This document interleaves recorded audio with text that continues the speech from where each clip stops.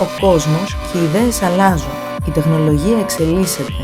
Μαζί της και οι τέχνες, όπως και τα μέσα έκφρασής της. Εμείς πήγαμε κάπου που σίγουρα γνωρίζουν αυτή την αλλαγή. Δημιουργούν ψηφιακά, εκφράζονται ψηφιακά. Στη Σχολή Καλών Τεχνών.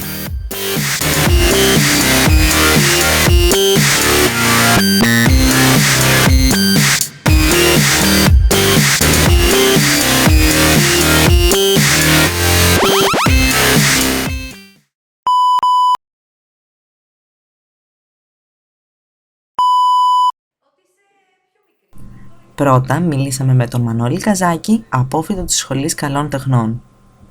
Γεια σας, είμαι ο Μανώλης Καζάκης, είμαι 28. Έχω τελειώσει από την Καλών Τεχνών φέτος. Είχα περάσει το 7 εδώ.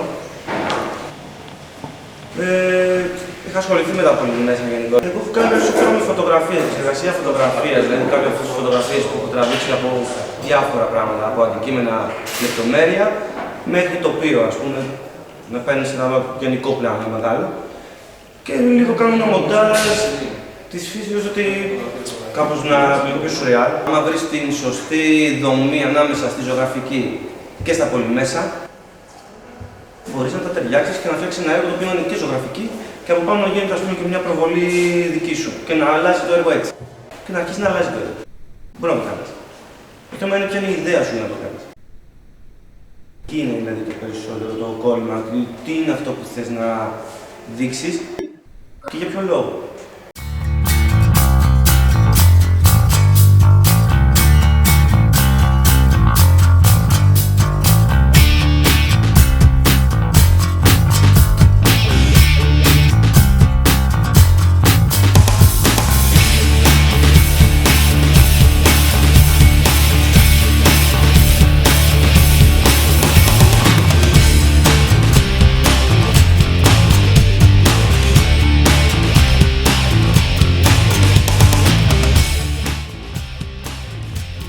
Στη συνέχεια, συναντήσαμε τον Αλέξανδρο Βούτσα, υπεύθυνο καθηγητή για το εργαστήριο φωτογραφίας.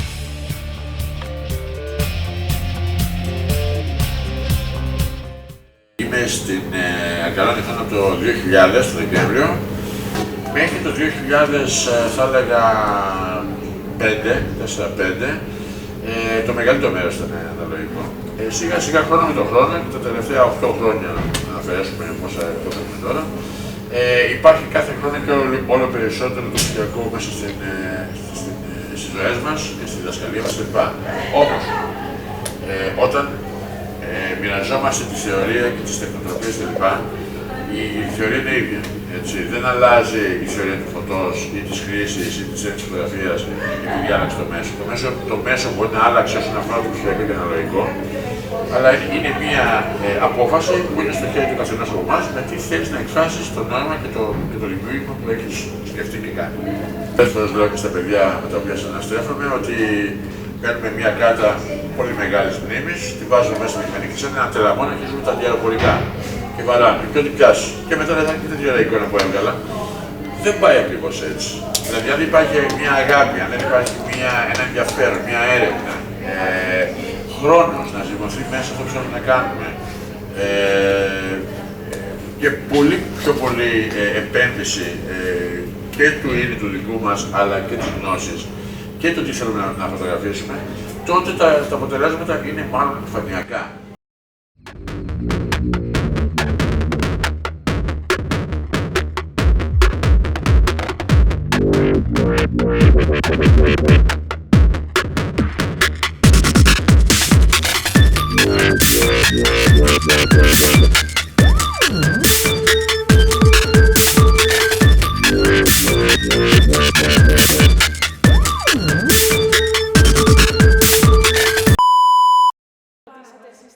Τα τελευταία χρόνια στη Σχολή Καλών Τεχνών βρίσκεται σε λειτουργία το εργαστήριο Πολυμέσου. Γι' αυτό μας μίλησε ο Μάρθος Αντορινέος. Με λένε Μάρθος Αντορινέο, διδάσκω πολυμέσα και διδάσκω από το 2000 στην Καλών Τεχνών. Το αντικείμενο διδασκαλίας μου είναι τα πολυμέσα, βέβαια δεν σημαίνει τίποτα γιατί συνεχώς βγαίνουν καινούργια πράγματα. Το εργαστήριο αυτό έχει πολλούς καθηγητές. Αυτό είναι ένα μεγάλο επιτελείο καθηγητών, γιατί όπως το λέει και η λέξη πολυμέσα, είναι πάρα πολλά τα μέσα. Διδάσκει άλλος βιντεοτέχνη, άλλος ήχο, άλλος προγραμματισμό. Εγώ διδάσκω, είμαι υπεύθυνος του εργαστηρίου και ένα μάθημα που το έχω οργανώσει πια και το διδάσκω στα παιδιά γιατί το θεωρώ βασικό, λέγεται αφήγηση, σενάριο, πολυσενάριο, προγραμματισμός. Ξεκινάμε δηλαδή από την αφήγηση, που είναι το χαρακτηριστικό του ανθρώπου στην ουσία. Περνάμε στο σενάριο, δηλαδή ένα συγκεκριμένο είδος αφήγησης που γράφεται για να περάσει σε ένα μέσο τεχνολογικό. Μετά είναι το πολυσενάριο, τα διαδραστικά μέσα απαιτούν ένα άλλο είδος αφήγησης, σαν ένα δέντρο δηλαδή, την ώρα που το απαντήσεις. Οπότε περνάμε στο θέμα του πολυσεναρίου και του κειμένου που χρειάζεται και μετά πάμε στον προγραμματισμό, δηλαδή προσπαθώ να δείξω στους καλλιτέχνες, στους εικαστικούς, ότι ο προγραμματισμός είναι ένα άλλο είδος αφήγησης, το οποίο χρειάζεται φαντασία, χρειάζεται ενόραση και χρειάζεται για να πούμε στον υπολογιστή τι πρέπει να κάνει, πώς πρέπει δηλαδή να αντιδράσει.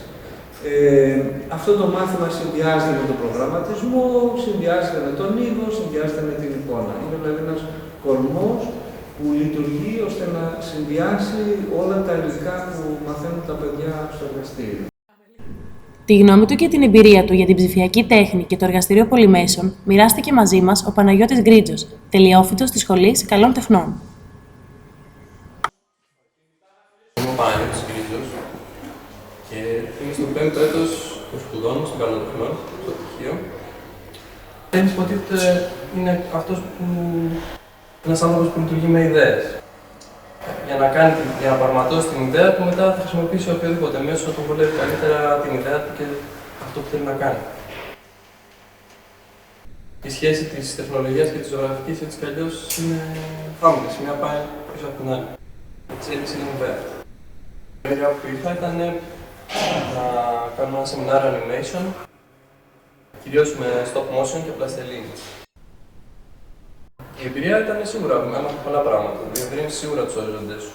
Γιατί υπάρχουν όλες αυτές οι εφαρμογές που μπορείς να χρησιμοποιήσεις μόνο ψηφιακά, δεν μπορείς αλλιώς με τα παραδοσιακά μέσα. Σίγουρα σε βοηθάει να σκέφτεσαι διαφορετικά τα πράγματα και τα υλικά που χρησιμοποιείς τα ίδια. Ας πούμε, εμείς χρησιμοποιήσαμε πλαστελίνη, την οποία τη χρησιμοποιούν οποιοδήποτε, ακόμα και παιδιά σε παιδικούς σταθμούς για να διασκεδάσουν. Εμείς τη χρησιμοποιήσαμε για να κάνουμε ένα βίντεο. Ένα stop motion, καρέ με καρέ, φωτογραφίζοντας την κίνηση και βγαίνει ένα είδος ψευδοκίνησης. Ένα animation. Στην αναπαραγωγή χάνονται πολλά. Χάνεται καταρχάς η ατμόσφαιρα που φτιάχνει το έργο. Οι μελιές και όλες οι λεπτομέρειες φαίνονται πολύ διαφορετικά από κοντά, δηλαδή βλέπεις ακριβώς πώς το έχει κάνει κάποιος. Όταν περνάει μετά από φίλτρα, κάμερας, βίντεο και οτιδήποτε, αλλοιώνεται τελείως η εικόνα.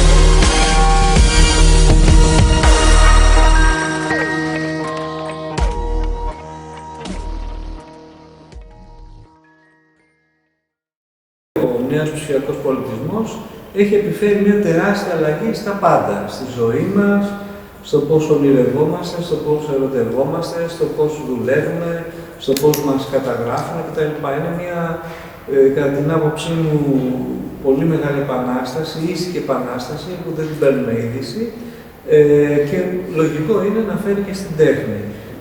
Υπάρχουν νέα εργαλεία, υπάρχει ένα τεράστιο έδαφος εντός εισαγωγικών που είναι το διαδίκτυο, είναι ένα εικονικό έδαφος πάρα πολύ ισχυρό και κατά την άποψή μου, όσο το δυνατόν οι άνθρωποι του πνεύματος και της τέχνης πρέπει να μπουν και να κατοικήσουν μέσα εκεί. Λοιπόν, παιδιά, εδώ βλέπετε μία άσκηση. Είναι μία άσκηση που κάναμε στο πρώτο πτυχιακό με τους εικαστικούς. Είναι μία δουλειά, μία ζωγραφική δουλειά μιας φοιτήτριας που την πέρασε μέσα στην εικονική πραγματικότητα. Επέλεξε διάφορα κομμάτια από πάρα πολλά έργα της, τα έβαλε μέσα σε ένα κύβο, γιατί η άσκηση ήταν φτιάξτε ένα κύβο, που αυτός ο κύβος να περιέχει διάφορες ιδιότητες και έργα. Και αυτή η κοπέλα θέλησε να βάλει το ίδιο του έργο. Το έχει υπόψη λοιπόν κομμάτια. Το κάθε κομμάτι παρουσιάζεται μία έννοια και μόλις πλησιάζοντας το κάθε κομμάτι να περάσει σε ένα άλλο. Είναι, ας πούμε, ένα τρισδιάστατο εικονικό εικαστικό έργο.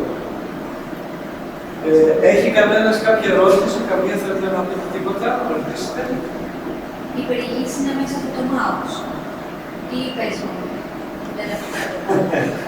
Οι περιηγήσεις μπορούν να γίνουν με πάρα πολλούς τρόπους, είτε με το joystick, είτε με το mouse, είτε με tracker. Μπορούμε δηλαδή να βάλουμε ένα tracker και να έχουμε πάνω μας φώτες, σαν καπέλο, ένα μικρό tracker και να καταλαβαίνει το σύστημα που κοιτάζει η ματιά. Αυτές είναι διαδικασίες που μετά μπορείς να τις φτιάξεις αναλόγως που θα δείξεις το έργο. Εδώ το δουλεύουμε με joystick αυτή. Λοιπόν, πάμε μέσα στο εργαστήριο.